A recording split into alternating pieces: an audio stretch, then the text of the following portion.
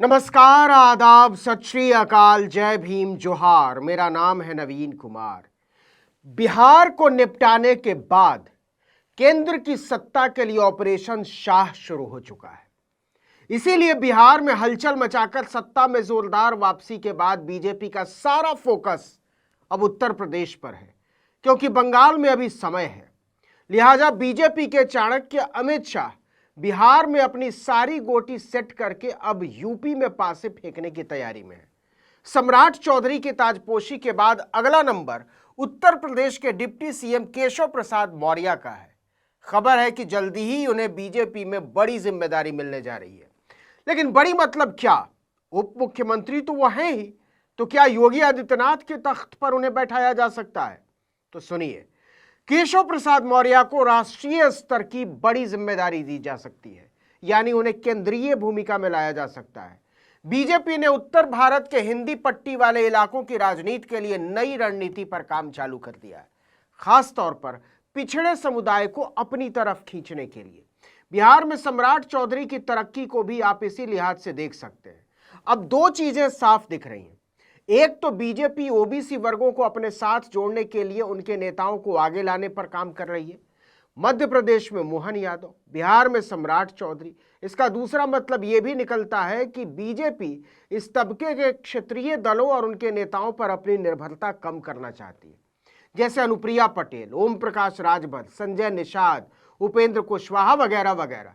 इसी गणित के हिसाब से केशव प्रसाद मौर्य को आगे बढ़ाया जा रहा है। दूसरी बात यह कि सरकार और संगठन की बड़ी कुर्सियों पर अमित शाह चुन चुन कर अपने लोगों को भर रहे हैं। बिहार में सम्राट चौधरी को अमित शाह के खास होने का ही फायदा मिला है। इसी तरह केशव प्रसाद मौर्य भी अमित शाह के उतने ही करीब है। साथ में आरएसएस की पृष्ठभूमि से होने की वजह से वो शाह के लिए और खास हो जाते हैं। सम्राट चौधरी का तो एक दिन का भी संघीय इतिहास नहीं रहा है। मतलब आप समझ लीजिए कि मोदी के सत्ता से हटने से पहले अमित शाह को स्थापित किए जाने की तैयारी शुरू हो गई है। शाह ने अपनी मर्जी से अपने लोगों को की पोजीशन पर बिठाकर किलेबंदी की शुरुआत कर दी है। उत्तर प्रदेश में केशव प्रसाद मौर्य को पिछले दिनों एक एक करके बड़ी जिम्मेदारी सौंपी गई। पहले उन्हें बिहार चुनाव के लिए धर्मेंद्र प्रधान के साथ सह चुनाव प्रभारी बनाया गया।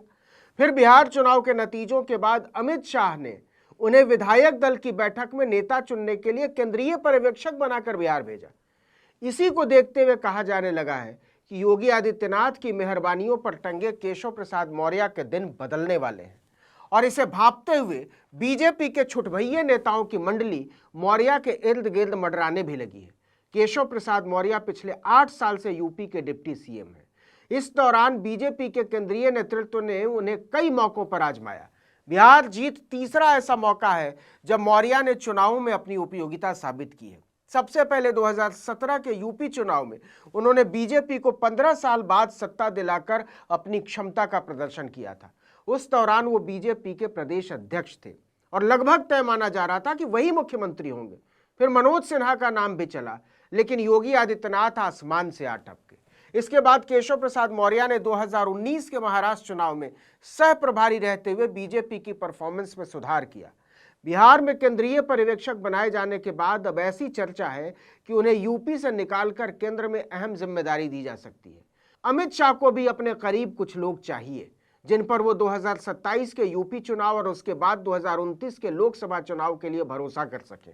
पिछले दिनों लखनऊ की एक सभा में अमित शाह ने केशव प्रसाद मौर्य को अपना मित्र बोला था। मित्र को इसलिए भी बड़ा आदमी बनाना है क्योंकि उनका इतिहास पूरा का पूरा साहब से मिलता जुलता है।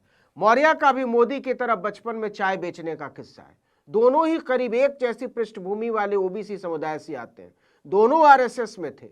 संघ की शाखा से बीजेपी नेता का सफर भी तकरीबन एक जैसा ही है। अमित शाह की नजर में वो बिल्कुल परफेक्ट है, इसलिए तरक्की पक्की मानी जा रही है। 56 साल के केशव प्रसाद मौर्य 2012 में पहली बार विधायक बने थे। वो उत्तर प्रदेश के कौशाम्बी जिले की सिराथू विधानसभा सीट से चुने गए थे। 2014 के लोकसभा चुनाव में वो फूलपुर सीट से जीतकर सांसद बन गए। 2017 में बीजेपी का यूपी अध्यक्ष रहते हुए उन्होंने पार्टी को शानदार जीत दिलवाई। मौर्य ने समाजवादी पार्टी के यादव और मुस्लिम वोट बैंक और बीएसपी के जाटो दलित वोट बैंक को टक्कर देने के लिए गैर यादव और गैर जाटव वोटों को एकजुट करने पर काम किया। यहां तक कि वो बीएसपी के बड़े ओबीसी नेता स्वामी प्रसाद मौर्य को बीजेपी में लेकर आ गए। 2017 के चुनाव में बीजेपी को यूपी की 403 सीटों में से 312 पर जीत हासिल हुई। केशव प्रसाद मौर्य सीएम पद के स्वाभाविक दावेदार दिख रहे थे, लेकिन गोरखपुर के सांसद योगी आदित्यनाथ ने खेल कर दिया। मौर्य को डिप्टी सीएम की कुर्सी से संतोष करना पड़ा। योगी ने एक प्रतिद्वंदी के तौर पर दरअसल कभी स्वामी प्रसाद मौर्य को पसंद नहीं किया। कहा जाता है कि इसी वजह से 2022 के विधानसभा चुनाव में उन्होंने समाजवादी पार्टी की पल्लवी पटेल के हाथों स्वामी प्रसाद मौर्य को हरवा दिया, लेकिन ओबीसी के मजबूत चेहरे और शाह के करीबी होने की वजह से वो डिप्टी सीएम बने रहे। मौर्य को बाद में विधान परिषद से लाया गया। 2024 के लोकसभा चुनाव में यूपी में बीजेपी की बुरी गत हो गई।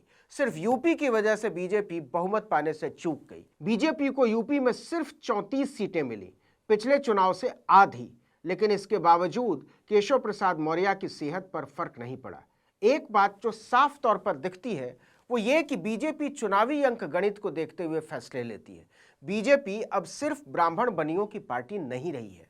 इस टैग के साथ उसका इतना विस्तार संभव ही नहीं था। बीजेपी जानती है कि उसे मुसलमान वोट नहीं करते, इसलिए वो एक भी टिकट मुसलमानों पर खर्च नहीं करती। दूसरी बात, बीजेपी ये भी समझती है कि बिहार और यूपी के यादव भी उसे तवज्जो नहीं देते, इसलिए वो गैर यादव दूसरी ओबीसी जातियों को गोलबंद करती है। इसमें कोयरी कुर्मी जैसी संपन्न और ताकतवर जातियां बीजेपी के पक्ष में काम करती हैं। इसलिए बिहार में सम्राट चौधरी नीतीश कुमार के बाद सबसे ताकतवर नेता बन जाते हैं और यूपी में केशव प्रसाद मौर्य योगी का विरोध करके भी डिप्टी सीएम पद पर बने रह जाते हैं। बीजेपी जानती है कि बिना ओबीसी जातियों को अपने पीछे रखे वो सत्ता हासिल करने के बारे में सोच भी नहीं सकती है। इसलिए वो पिछड़ा वर्ग आयोग को संवैधानिक दर्जा देती है और जिस जातीय जनगणना का विरोध करती है उस पर सिर्फ और सिर्फ ओबीसी जातियों के दबाव की वजह से यू टर्न ले लेती है। वैचारिक तौर पर बीजेपी खालिस सवर्णों की पार्टी है, लेकिन बिना ओबीसी जातियों के समर्थन के उसकी हैसियत कुछ भी नहीं बचेगी और इसके लिए या तो इन जातियों को हिंदू होने के नाम पर अपनी तरफ मोड़ ले और नहीं तो उन जातियों के प्रभावशाली नेताओं को बड़े पदों पर बैठाकर उन्हें लुभा ले। इसी रणनीति के तहत अब केशव प्रसाद मौर्य को चमकाने की तैयारी है। इस वीडियो में इतना ही, लेकिन अगर आपने आर्टिकल 19 इंडिया को अब तक सब्सक्राइब नहीं किया तो फौरन कर दीजिए।